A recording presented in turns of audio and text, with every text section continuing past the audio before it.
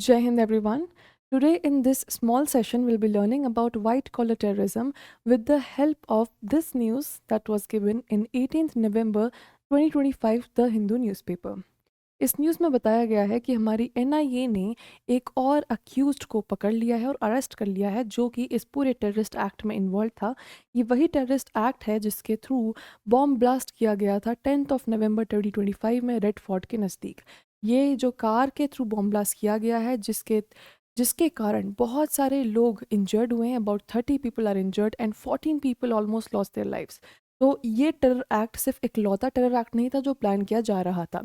This was a result of multiple terror acts that were plan जो कि already IB और NIA के investigation और इंटेलिजेंस के कारण प्रिवेंट कर दिए गए।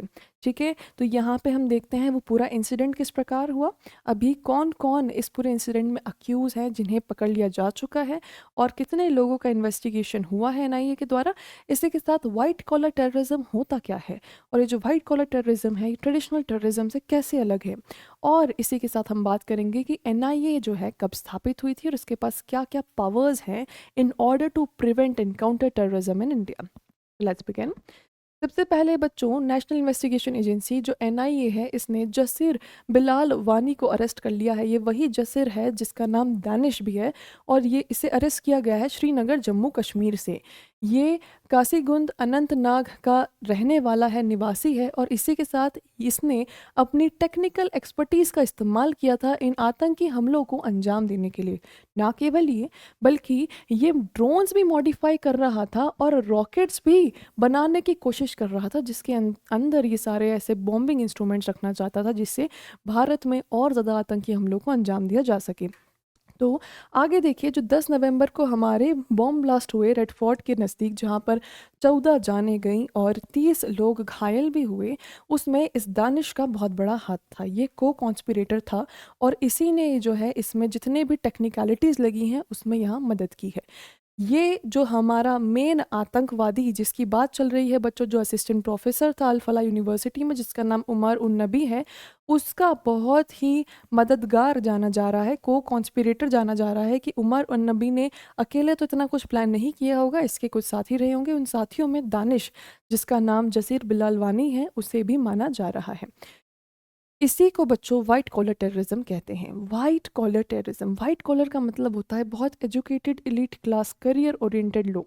तो यहाँ पे आप देख सकते हैं जितने भी हमारे इंजीनियर्स होते हैं, जितने भी हमारे डॉक्टर्स होते हैं, प्रोफेशनल्स होते हैं, असिस्टेंट प्रोफेसर्स होते हैं, ये सभी वाइट कॉलर जॉब्स में कंसिडर किए जाते हैं। ठीक है, इनके करियर जो हैं टॉप ग्रेडेड माने जाते हैं in all over the nation and that is why they are known as white collar. इतना कुछ पढ़ाई लिखाई करने के बाद भी अगर वो अपनी एक्सपर्टीज़ को देश की भलाई की जगह आतंकवाद फैलाने में इस्तेमाल करते हैं तो फिर इस प्रकार के आतंकवादियों को, इस प्रकार के टेररिज्म को वाइट कॉलर टेररिज्म कहा जाता है। ठीक है, चलिए सो आगे चलते हैं। यहाँ पर इसके पहले जो अमीर रशीद अली थे जिसके नाम पर ये कार रजिस्टर्ड थी, जिस कार के थ्रू ये ब्लास्ट हुआ था, उसे भी अरेस्ट किया गया। उसके बाद पता पड़ा कि इसके थ्रू कौन कौन इस पूरे आतंकवादी हमले में जुड़े हुए हैं और यहाँ से एक इन्वेस्टिगेशन चेन शुरू की गई और इस इन्वेस्टिगेशन चेन के थ्रू ये जानने की कोशिश की जा रही है कि ये जो पूरा टेरर अटैक था, ये इतना तो पता पड़ गया है कि केवल एक टेरर अटैक नहीं था, ये सीरीज़ ऑफ टेरर अटैक्स थे।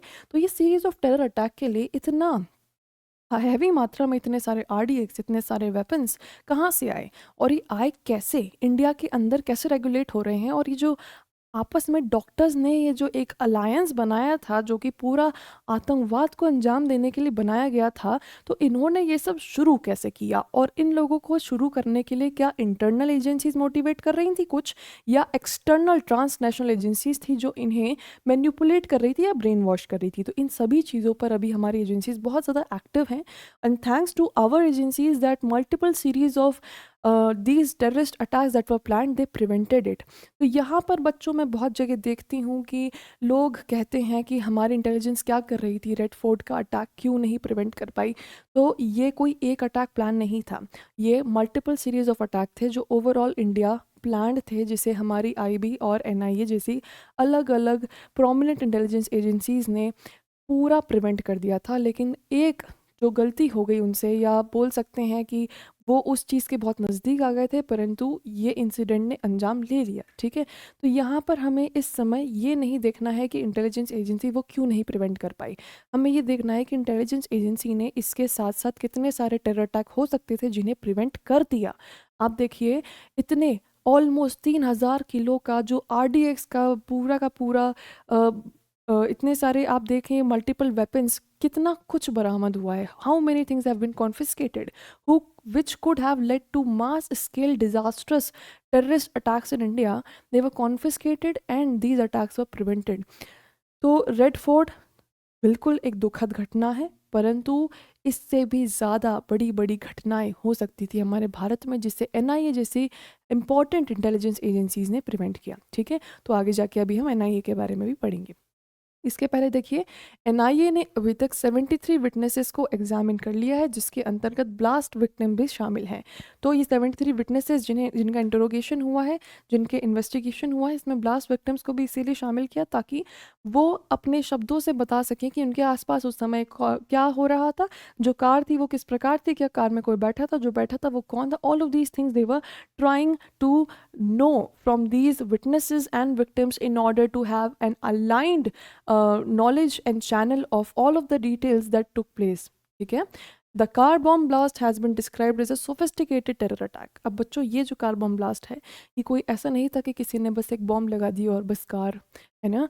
ये सीरीज ऑफ इवेंट्स जो प्लान किए गए थे, as I have told you before, और इसे बहुत टेक्निकलिटी के साथ प्लान किया गया था और बहुत सोच समझ के पूरी साजिश रची गई थी। और ये साजिश रचना किसी नॉर्मल अनपढ़ व्यक्ति का काम नहीं हो सकता है, जिसे बस मैनिपुलेट करके आतंकवादी बना दिया गया हो। ये एक बहुत ही सोची समझी प्लानिंग के तहत हुआ, और वही समझने की हमारी एजेंसीज पूरी कोशिश कर रही हैं कि ये चैनलाइज कहाँ से हो रहा है।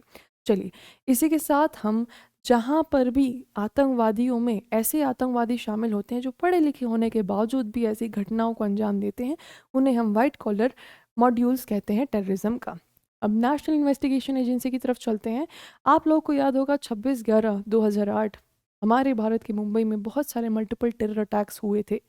इन टेरर अटैक्स के बाद हमें रियलाइज़ हुआ कि हमारे पास एक ऐसी पावरफुल इंटेलिजेंस एजेंसी का होना बहुत ज़्यादा ज़रूरी है, जो सिर्फ आतंकवादी हमलों को काउंटर करने के लिए काम करें और सिर्फ इन्हीं टाइप के अटैक्स को प्रिवेंट करने के लिए फोकस्ड रहे। तो NIA की स्थापना मुंबई ब्लास्ट 2008 के पूरे इंसिडेंट के बाद की गई, under the national investigation agency act 2008 following the 26/11 Mumbai terror attacks.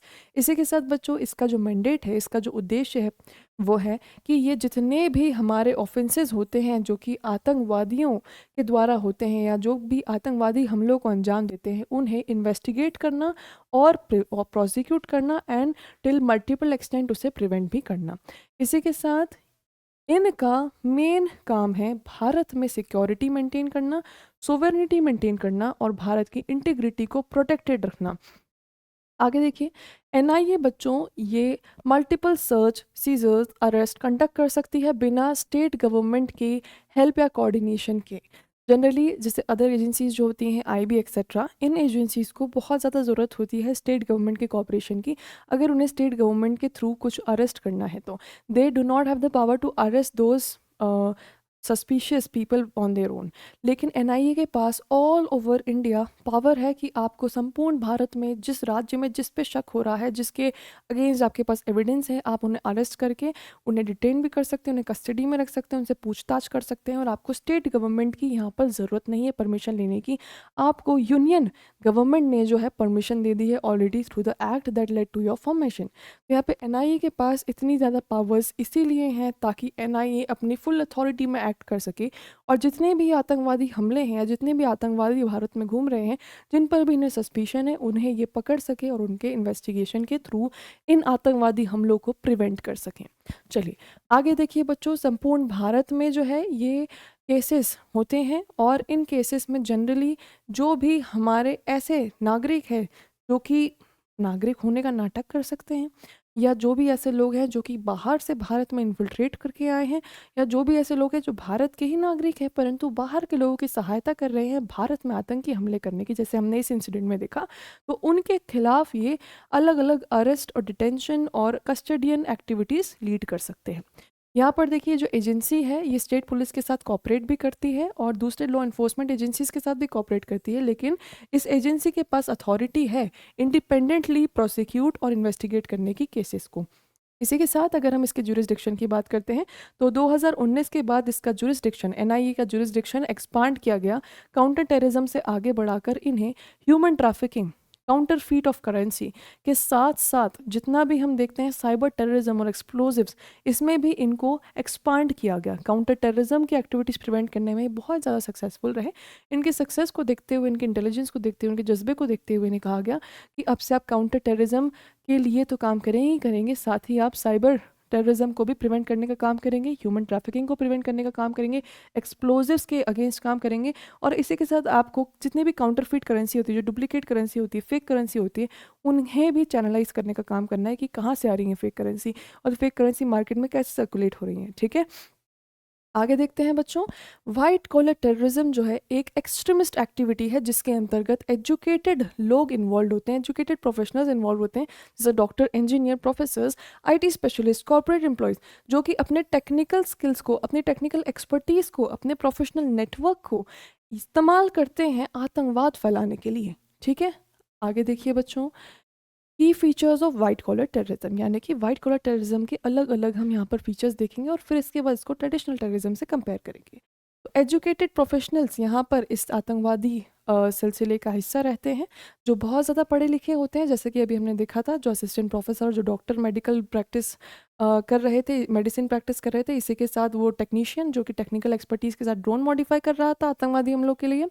आगे देखिए, प्रोफेशनल नेटवर्क का इस्तेमाल करते हैं, टेक्निकल सोफिस्टिकेशन इनमें कूट कूट के भरा हुआ होता है और ये अपना पूरा दिमाग इसी चीज़ में लगाते हैं। डिजिटल और डिजिटाइजेशन की मदद से ये जो है रेडिकलाइजेशन स्प्रेड करते हैं, यानी कि ये एक्सट्रीमिज़म खुद तक तो रखते नहीं हैं, ये एक्सट्रीमिज़म की बीमारी संपूर्ण जितने भी लोगों को ये मैनिपुलेट कर सकते हैं उस मैनिपुलेशन के तहत संपूर्ण देश में फैलाने की कोशिश करते हैं अपना digital radicalisation and digital extremism. ठीक है, सो यहाँ पे ये जो इनकी आतंकवाद करने की जो टेंडेंसी है, that is not just limited to them, है ना, ये अपने एजुकेशन को एक टूल बनाते हैं, अपने स्किल्स को एक टूल बनाते हैं और उसकी मदद से डिजिटल रेडिकलाइजेशन के थ्रू इस पूरे आतंकवाद को और ज़्यादा सीवियर बनाते हैं। ठीक है, आगे देखिए।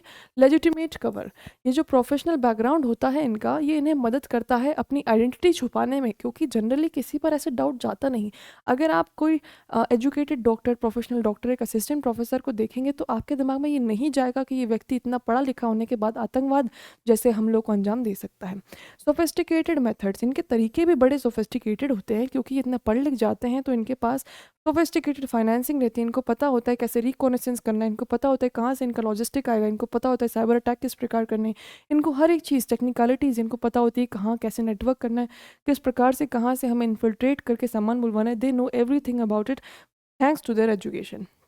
आगे जब अब हम इन्हें वाइट कॉलर टेररिज्म को कंपेयर करेंगे तो ट्रेडिशनल टेररिज्म, विल सी कि इनका जो ऑपरेशन करने का तरीका है वो कितना डिफर करता है। ट्रेडिशनल टेररिज्म में ट्रेंड मिलिटेंट्स होते हैं, लेकिन वाइट कॉलर टेररिज्म में एजुकेटेड प्रोफेशनल्स होते हैं। वहीं अगर हम कवर की बात करते हैं तो इनका कवर होता है इनका पढ़ाई, इनका एजुकेटेड बैकग्राउंड, इनका करियर। ठीक है, वहीं पर ये जो है अंडरग्राउंड रहते हैं, क्योंकि ये अनपढ़ होते हैं, पढ़े लिखे नहीं होते हैं ट्रेडिशनल टेररिस्ट, तो इन पर शक ईजिली चला जाता है। रेडिकलाइजेशन की अगर हम बात करते हैं तो ये रेडिकलाइजेशन और एक्सट्रीमिज्म फैलाते हैं ऑनलाइन, एकेडमिक और प्रोफेशनल तरीके से। यानी कि आप सोच सकते हैं कि अल फला यूनिवर्सिटी में ये जो प्रोफेसर था, तो ये जब बच्चों को पढ़ाता होगा तो ये अपनी ये सिख टेररिस्टिक माइंडसेट को लोगों तक पहुंचाने की कोशिश करता होगा, उन बच्चों तक पहुंचाने की भी कोशिश करता होगा, और इसने बखूबी एफर्ट्स किए होंगे उन बच्चों को भी मैनिपुलेट करने के अलग अलग इंस्टिगेटिव तरीके से। ठीक है, आगे देखिए। लोकल सेल्स, फिजिकल कैंप्स, ये जो ट्रेडिशनल टेररिस्ट होते हैं ये आतंकवाद फैलाने का काम करते हैं लोकल सेल की मदद से, फिजिकल कैंप की मदद से। डिटेक्शन में इनकी जो डिफ़िकल्टी है बहुत ज़्यादा आती है, वाइट कॉलर टेररिस्ट को डिटेक्ट करने में बहुत मुश्किल होती है, लेकिन वहीं ट्रेडिशनल टेररिस्ट आसानी से डिटेक्ट हो जाते हैं। अगर हम रिसोर्सेज की बात करते हैं तो इनके पास हर एक चीज़ अवेलेबल है, डिजिटल फैसिलिटीज़ अवेलेबल है, लैब्स अवेलेबल है, इंस्टीट्यूशन अवेलेबल है, नेटवर्क्स अवेलेबल है। वहीं जो ट्रेंड ट्रेडिशनल टेररिस्ट होते हैं इनके पास हथियार होते हैं, वेपन्स होते हैं, कैंप्स होते हैं। अगर हम इनके मेथड्स की बात करते हैं तो ये जो पढ़ लिख जाते हैं इनका तरीका बहुत सोफिस्टिकेटेड हो जाता है, इनको डिटेक्ट करना मुश्किल है तो होता है क्योंकि लो विजिबिलिटी में काम करते हैं। लेकिन ये जो ट्रेडिशनल टेररिस्ट होते हैं क्योंकि ये पढ़े लिखे नहीं होते, इनके पास इतना चैनल नहीं होता है, तो ये डायरेक्ट एक्शन करते हैं, वायलेंस करते हैं और जल्द ही इन्हें सरफेस हो जाते हैं, जल्दी सरफेस हो जाते हैं और इनके वायलेंस के कारण इन्हें पकड़ना भी आसान हो जाता है। ठीक है।